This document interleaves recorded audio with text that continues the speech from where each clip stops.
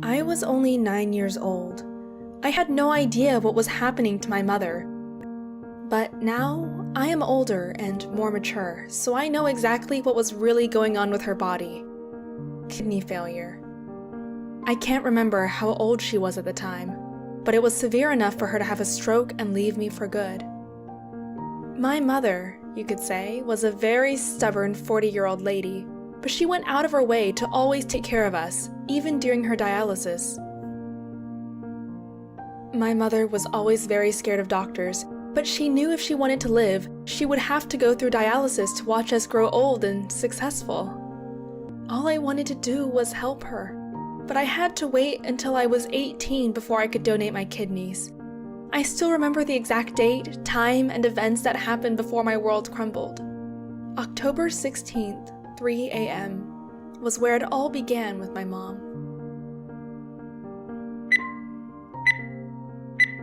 And noticed that she wasn't at her bed like she usually would be.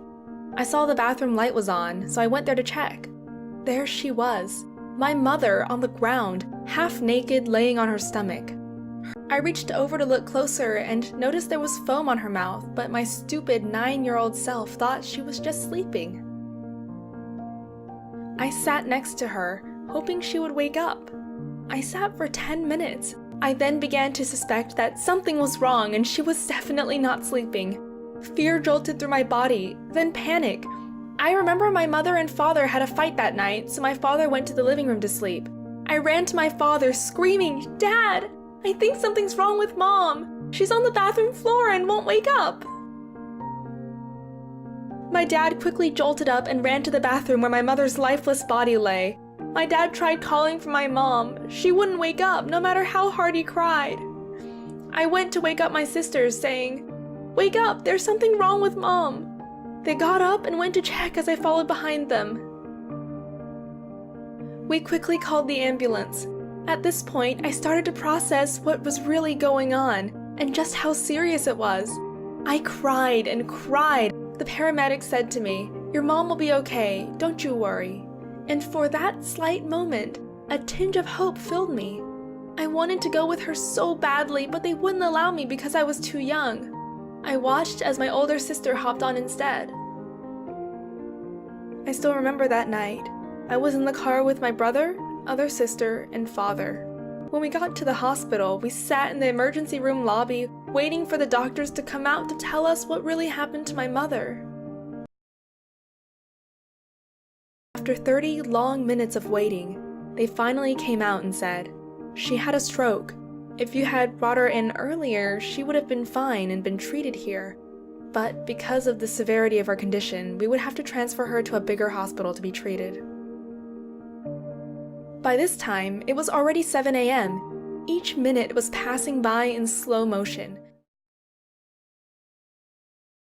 I walked outside with my family and watched as she was placed into a helicopter to be transferred to another hospital. At this point, I was hysterical, bawling my eyes out because I was so scared and worried.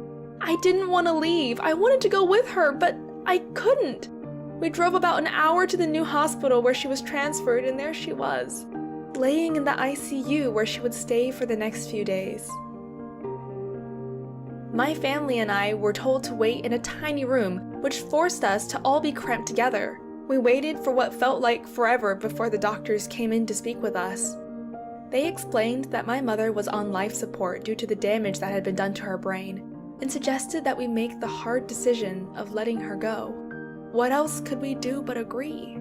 The worst part is, I never cried until the final hours. It had finally hit me that I was losing my mother forever, never hearing her voice, and never walking out that hospital with her. The day had come. October 18, 2011 was the day I said goodbye. I remember everyone in her room in the ICU.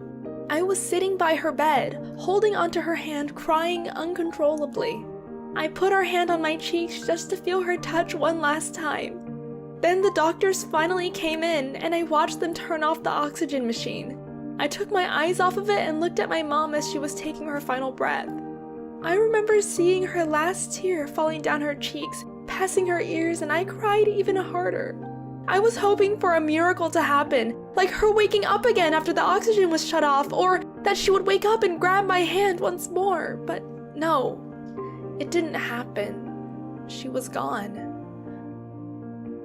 2 weeks later, on October 31st, 2011, we attended her funeral and buried her.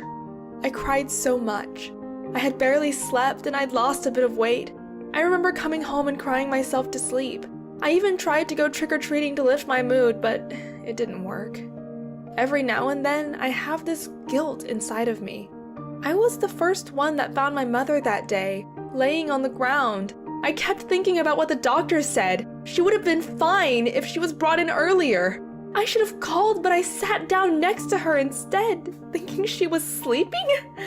I must have been out of my mind.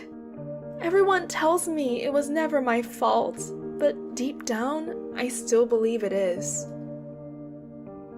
Losing a parent is something so unexpected. No matter how much you've prepared, you will remember every minute and every second of it, from the moment your parent gets sick to when they take their final breath. Please, please, go to your parents if they are still there and hug them. Tell them that you love them because I didn't get that chance.